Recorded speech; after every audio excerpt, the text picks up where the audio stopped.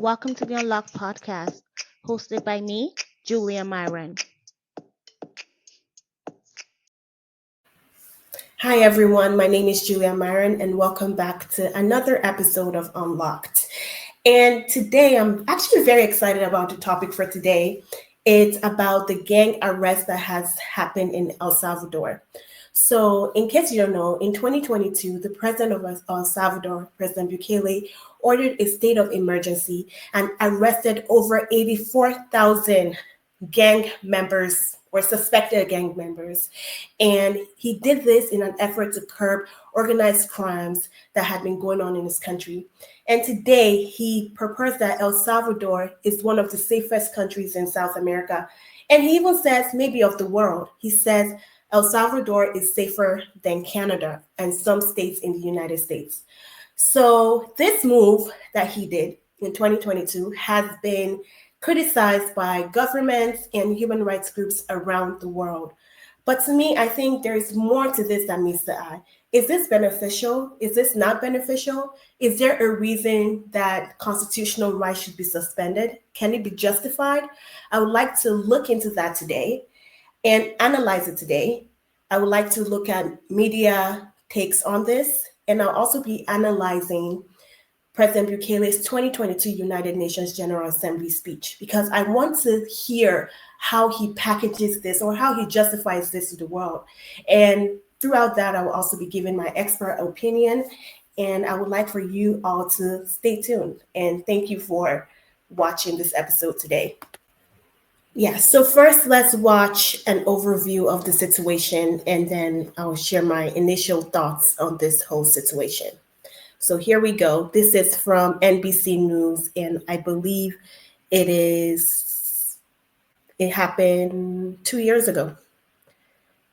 A frightening image inside a prison in El Salvador, and President Nayib Bukele wants the world to see.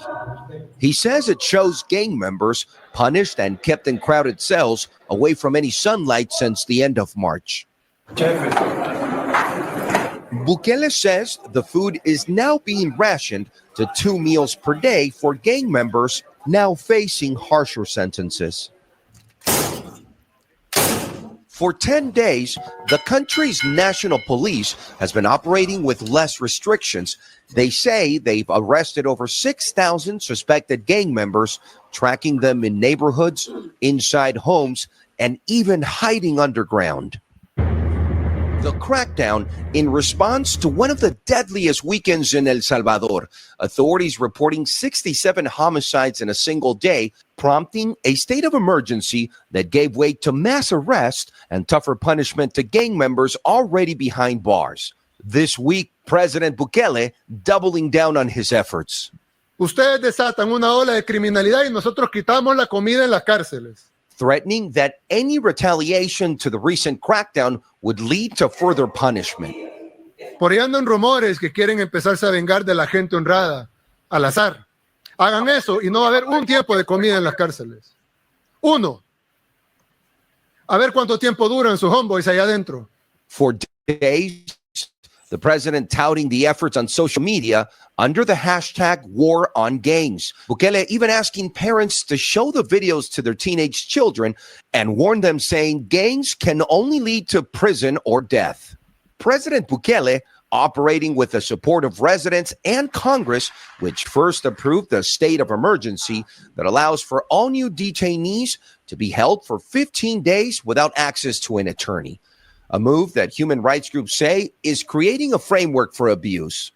Y las autoridades no han dicho ni han mostrado que haya investigaciones previas como para decir que están desmontando alguna estructura de pandillas y que justifique 6,000 capturas. But Bukele responding to criticism, accusing them of defending the gangs. Y no me importa lo que digan los organismos internacionales, que vengan a proteger a nuestra gente, que vengan a llevarse a sus pandilleros, si tanto los quieren. Now, this all started March 27th, so there's still 20 days left of the state of emergency under which the National Police will continue to operate with less restrictions, and the president not backing down, warning that life will only get more difficult for all gang members in El Salvador.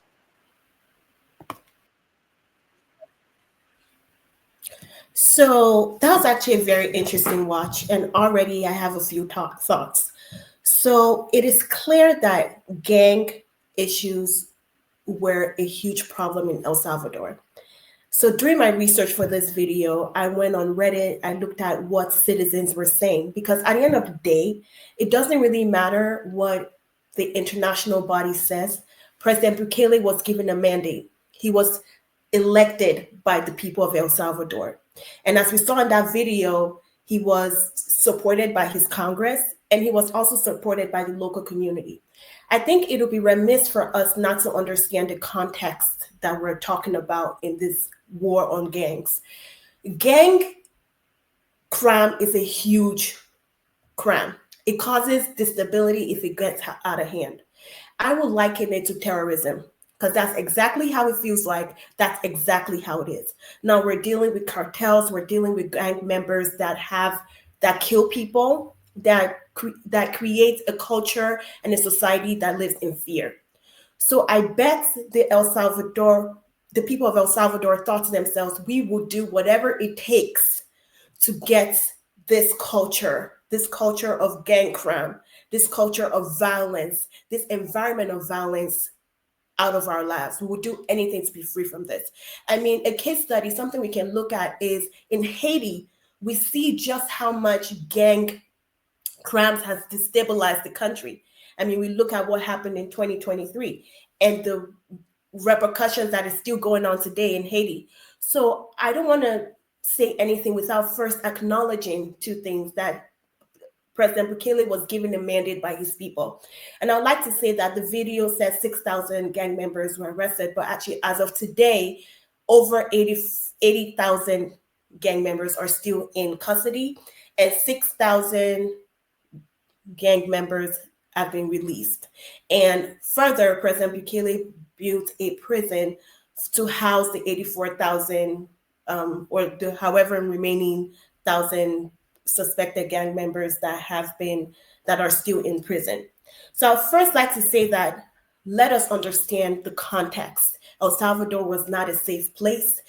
You in these kind of crimes, you have to be tough on these kind of crimes because of people are dying, people are really losing their loved ones. It's not safe, and without stability, as we all know, it is impossible to even think about socioeconomic prosperity of a country.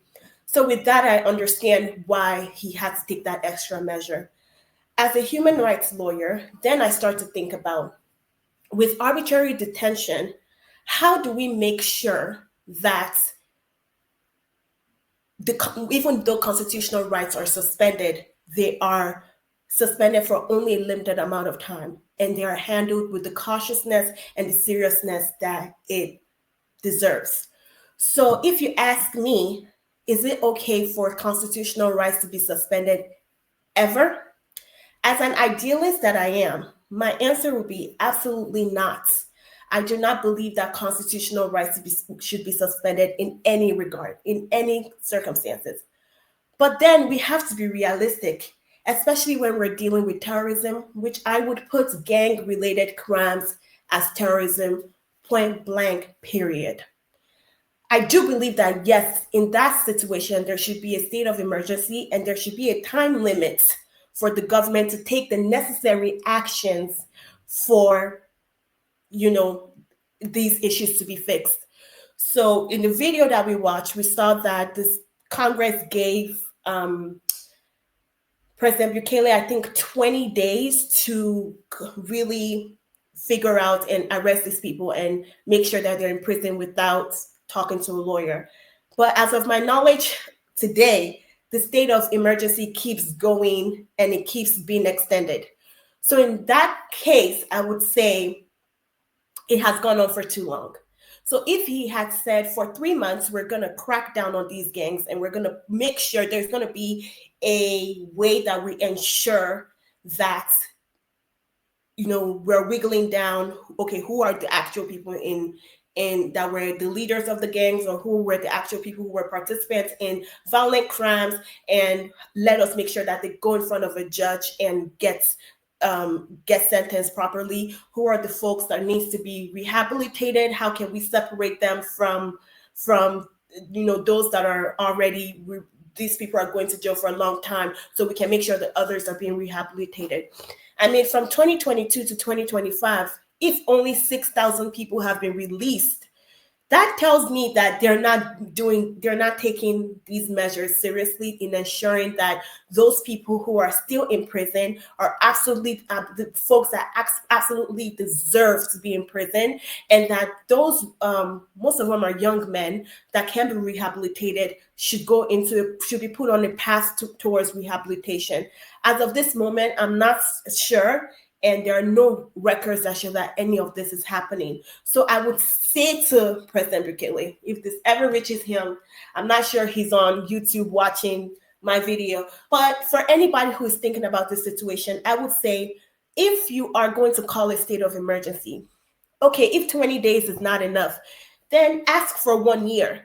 But in that 1 year, you should be taking it seriously, making sure, because arbitrary detention is against human rights. And just think of yourself. If you're an El Salvadorian and you're saying, but the streets are safe and everything is all fine and dandy, it's the safest country, it's safer than Canada.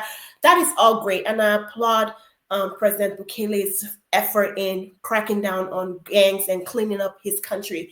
But I also want you to understand that if there is one person or more than maybe 5,000 people who are currently in prison and they don't deserve to be there, maybe they were coerced to join a gang, they felt they had no choice, wouldn't you want them to be rehabilitated back into the society? I think I would.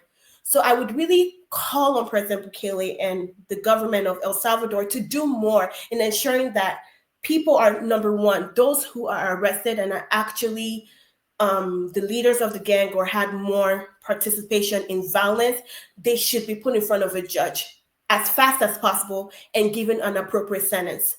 And those who can be rehabilitated should be I'm not saying just put them back on the street, but there should be programs that give them a pathway to enter back into society, period. But at this point, since 2022, it seems that it has gotten, if I were to speak on this in 2022, I wouldn't have said, okay, this has gotten out of hand. President Bukele, now I'm looking at you with the side eyes that you are actively violating human rights. I would have said he was doing exactly what he was supposed to do to keep his country safe.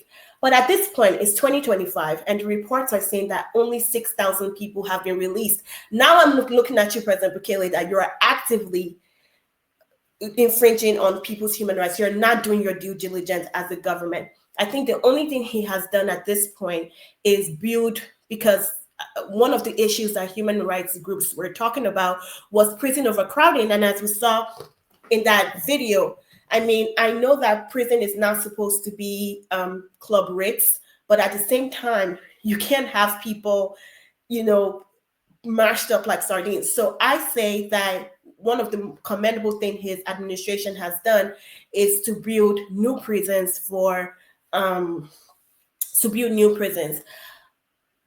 But is that enough? That is not enough, President Bukele. You need to do more, because can I just explain something to you? This is not sustainable.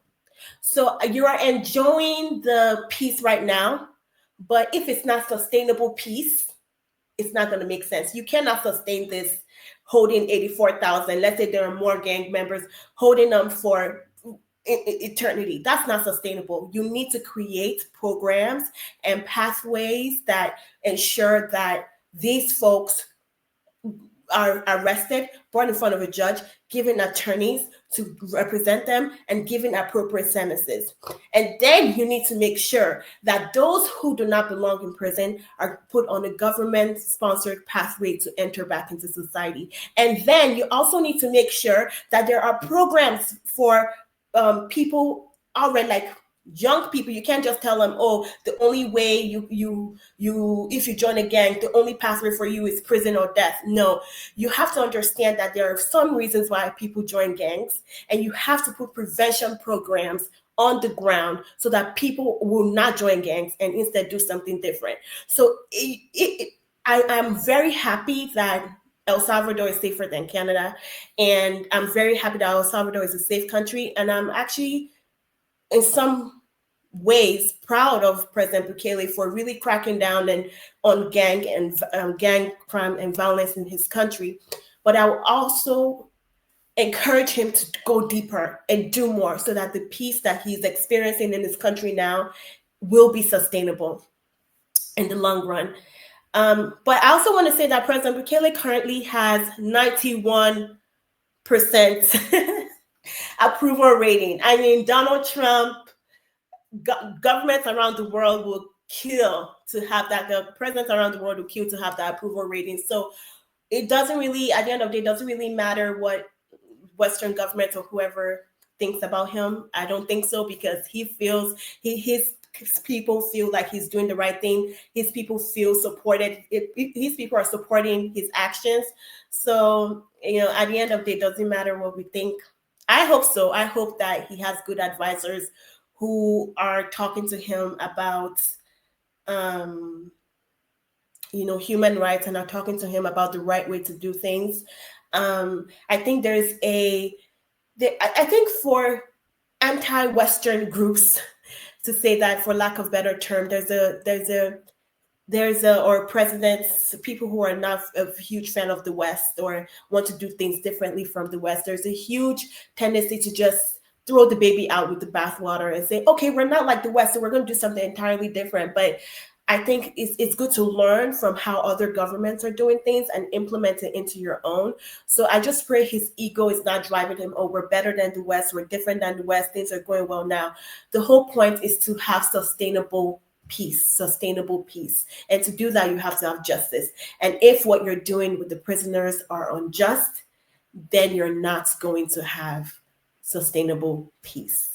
So that's my 2 cents on the whole situation. I was going to do a video where I react to President Bukele's 2022 speech, or his United Nations General Assembly debate speech. But I think I'm going to do that in a second video, part 2 of this video.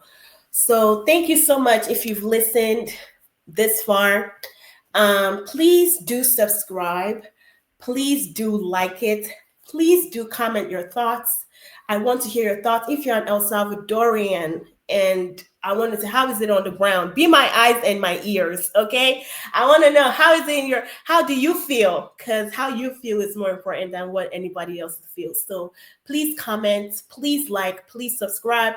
I want to get my channel to a place where it's big enough I'm able to invite President Bukele to come on and speak to me and interview for you guys. So he's not going to come if I don't have a lot of subscribers. That's just the fact. So I want you guys to please comment, like, subscribe, and be a part of this amazing community.